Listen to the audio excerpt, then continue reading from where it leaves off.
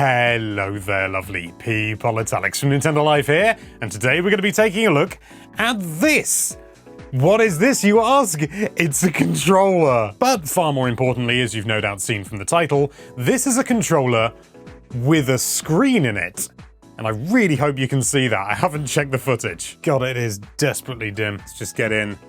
Oh, it's dark. You can actually see it. It even focused. But what is the purpose of this screen?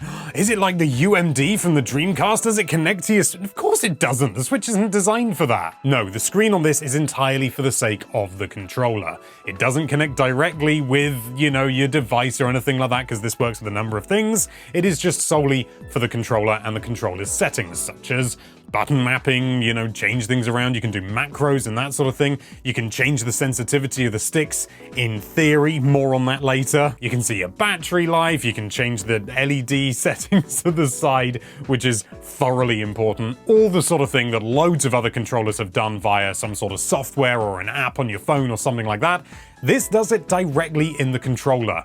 And that's kind of nice for a very important reason. Several years down the line, an app may not be supported on your current phone, or the software may not work with your current version of Windows or Mac or anything like that, but this will continue to work indefinitely because it is separate from all that. It's all in the controller. And that's a lovely idea. In theory. But before we get onto that, we'll do a few basics. How does the controller feel and all that sort of thing? Well, overall, it feels moderately premium, apart from this weird sort of strip around here, which just feels really sort of cheap and nasty. I don't quite know why. It's sort of semi-gloss, or, well, no, it is gloss. It just isn't very nice, and it kind of betrays the rest of the controller's feel, which is reasonably premium. The buttons are reasonably heavy. You have to use a reasonable amount of force. Not loads, you know, it's not really mushy or anything like that. They're nice and responsive, at least. They're fine. A tiny bit heavier than I would like, but no big thing whatsoever. The D-pad it's okay. It's extremely reminiscent of the Xbox Series X D-pad, so it's very sort of like buttony and pressy and stuff like that. But it's okay. I'm quite used to that D-pad, so you know, it's all right. It's not as good as you know, a classic D-pad from the Nintendo days. Even the Switch Pro Controller D-pad I prefer, to be brutally honest. Even though, yeah, you do get some misinputs, but, you know, I like the sort of softer feel. The sticks, Hall effect, like all premium third-party controllers these days. Yep, they're smooth, they're nice, pretty good. The triggers at the back, there's a trick to those, I'll come back to those. Shoulder buttons, just the same as every other third-party controller I've ever used. Ridiculously clicky, like, what's up with that? Why is it just a cheap buttons at the top? You know, the sort of buttons that you'd get on, like, built into circuit boards. It's just one of those. I don't even have to take it apart to know that. You've also got some M buttons on the back, which can be used to do pretty much anything you like. They can be macros, or they can just be, you know, face buttons or anything like that. They can be remapped, which is kind of the point of these back buttons. Personally, I don't use them. I've never used back buttons. I've never quite got the appeal of them. I'm quite happy with the way that things normally are. But if that's your kind of thing, oh, they're there. But the triggers do something a little bit differently. So usually they go down, they've got a reasonable amount of movement, you know, and then you got a little switch on the back. Oh, you toggle it, and now the movement is, what, halved? Yeah, about halved. More importantly, it changes it to a digital input. So rather than being analog, even though that is not relevant to the Switch, I know, but it's important that I point out everything, it makes it digital. So if you just wanted to make it a digital input, you can, and it's done on a trigger by trigger basis. So if you want to do one and not the other, you can. Interesting idea. Personally, I've no use for it. As I mentioned, it really doesn't help that the Switch doesn't accept analog input when it comes to triggers, but you know, que sera, sera. It also comes in another color, which is white mostly, but also a transparent front, and the fronts come off as well, so you can mix and match them, which I suppose I'll do now. There we are, so you could have a transparent black controller if you like, or a white controller with a black front, which is interesting enough. You'd have to own both controllers, of course, but the option's there, and I like removable faceplates. It's a nice feature. Maybe it just gives me happy memories of the 3DS. You'll get a dock as well for charging. It's got USB-C on the back. You can just charge it like that, or at the top. Yeah. But all right, enough genuinely important information. What about this fancy screen on the front? Well, Let me take you through it. When you turn on the controller, you get this little menu screen, and it doesn't really tell you anything except what mode it's in and your battery life, which, yeah, that's kind of useful to have, I'm not gonna lie. But the real deal is when you hold the home button for 3 seconds, as it so lovingly tells you on the screen itself. I suppose that's the point of a screen. From here, you compare to your Switch or your PC or iOS, Android. It does the whole kit and caboodle. There's also a wireless dongle, which is, as far as I can tell, just Bluetooth, which feels a little bit redundant, but again, I'll get into it. You can also change the screen's brightness and the RGB things at the side as well, and you navigate it by using the D-pad or the left stick. Can you do the right stick? You do the right stick as well. Who knew? You confirm using the plus button, and you go back with the minus button. Slightly unusual, but I think there's a good reason for it, which I'm going to get into in a minute. I will get into all these things, I keep saying. The main bulk of things is in the settings menu, where you will find various different options and setting defaults, essentially, like setting modes. So you can have 1, 2, 3, and you can save different things to different things. So for example, you know, if you want the buttons to be remapped in one setting but not in another, you can do that, and you can just swap between them anytime via the controller's screen. Again, kind of the point of the screen. As I mentioned, you can remap the buttons, you can create macros as well, and you can change the joystick's sensitivity in theory. There's something a bit odd about this. So you go into the joystick settings, and you have the options of default, immediately, delay, and high performance. If that sounds meaningless to you, it's because it basically is. I have checked everything that I can possibly think of when it comes to this. Actual sensitivity, so how quickly it gets to 100%. You know, the dead zone size, the response time, they all remain unchanged. And I don't know whether maybe this is because this is a pre-production unit or what, but the fact that the settings are completely arbitrarily named, to be honest, and the fact that you've got like delay. Who wants the stick to be delayed? Like, seriously. Whilst I can't say for absolute certainty, because it may be that there's something very minute and minor going on underneath, as far as I can tell, these settings change nothing. I've tried everything. Racing games, I've tried Smash, which is always my go-to because I'm so used to it, so much muscle memory. I've gone through every single one of the settings. It makes no difference. I'm still able to beat a level 9 CPU.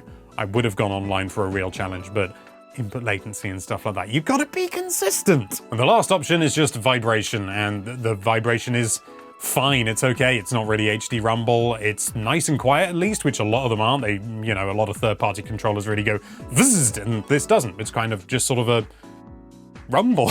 But there's a weird quirk to going through the menus, and you want to know what that is? Whenever you're in the menu, the inputs to the system aren't disabled. So you're going through the menu on here, you're pressing plus and minus and doing all this sort of thing, and it's interacting with the console at the same time. Why? I understand that 99% of the time you're just going to be on this screen where it just shows the logo and stuff like that.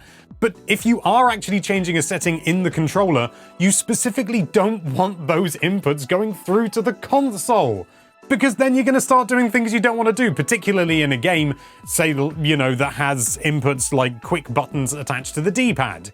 Because you're going to be using the D-pad to navigate this menu, if you're sensible like me. But even then, you're going to be constantly pausing and unpausing the game because you're doing plus and minus and stuff like that. Why? Why is this the case? It's absolute insanity. Just disable the D-pad, disable the plus and minus buttons, and the left stick and the right stick, I suppose. Whilst you're in that screen, you know, you're changing your options and stuff like that, just disable them. Don't send them through to the console. Why are they being sent through? Come on! This happens no matter what system you connect it to. I tried it on my Steam Deck, and yet again, it still does the same thing. It is just basically funneling those inputs through regardless. And considering you can remap the controls and everything, I am sure it is possible to disable those things. Another interesting quirk is if you try and connect it to a PC or a Steam Deck or anything like that, basically using PC mode, weird things happen. If you just connect it via Bluetooth, it will always think it's a Switch controller, which is kind of a problem if you want to use the analog triggers, because it will just ignore them. It will just say, yeah, it's a digital input, and, you know, what if you don't want a digital input? Instead, you have to use the dongle, which is okay. It's not a big deal. It's not the end of the world. But I mean, come on, really, you know, with a controller with a screen in it and all the options there and available, you couldn't have just, you know, I don't know, had PC and then had some options afterwards? It's easy. If you do use the dongle, you'll get X input and D input as options as well. Naturally, you're probably going to want to use X input, but still, even so, it's an option. And then the analog triggers will actually work. It took me bloody ages to work that out. But here's the kicker. In order to get either X input or D input or switch or whatever, when you're using this, in order to change that mode, you just go through the menu, don't you? You've got a screen. No! You've got to do a stupid random button combination. You've got to press plus and minus for 5 seconds. The whole point of having a screen is that you don't need to do stuff like that. Have random button combinations that you've got to remember. It's just have it. You've got the screen there. And the last point I want to mention on the screen is that it just displays their logo.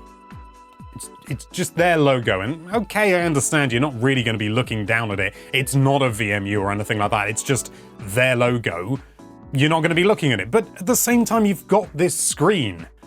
Why can't we put something custom on there? How cool would it be if you could put your own, like, logo or information on there? If I could put the Nintendo Life logo on there, that'd be really cool. And, you know, I'm not a manufacturer or a coder, but I don't think it would be too difficult, surely. All that needs to happen is you connect this up to a PC or a Mac or something like that, and it presents itself as a mass storage device. Again, not requiring custom software. And then if you put an image file on there that's the right resolution and size and color space and all that sort of thing, you meet the requirements that the controller needs, you just drop it on there, and the controller goes, okay, I'll display that instead.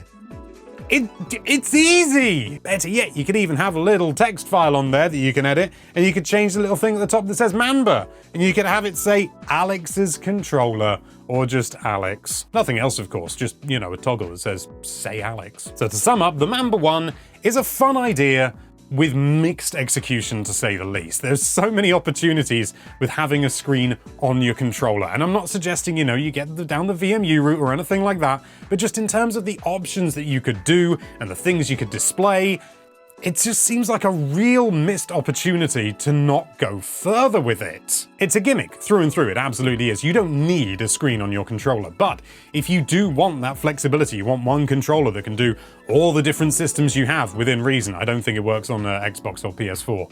PS5, still haven't bought one. Then having a screen to allow you to change button inputs and stuff like that, because obviously the A and the B and the X and the Y are the wrong way round on here.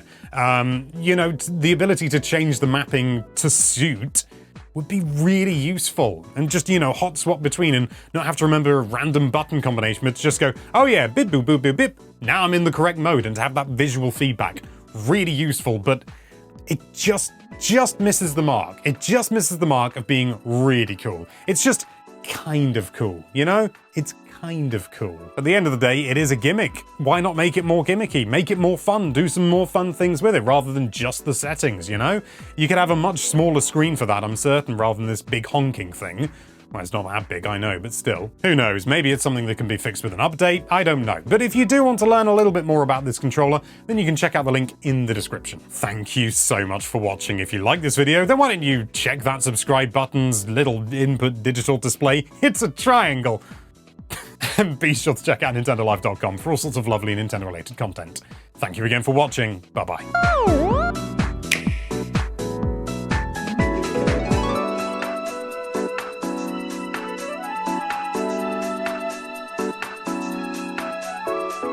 Thank you so much for watching. If you like this video, then why don't you stick a screen in that subscribe button? Wow, original.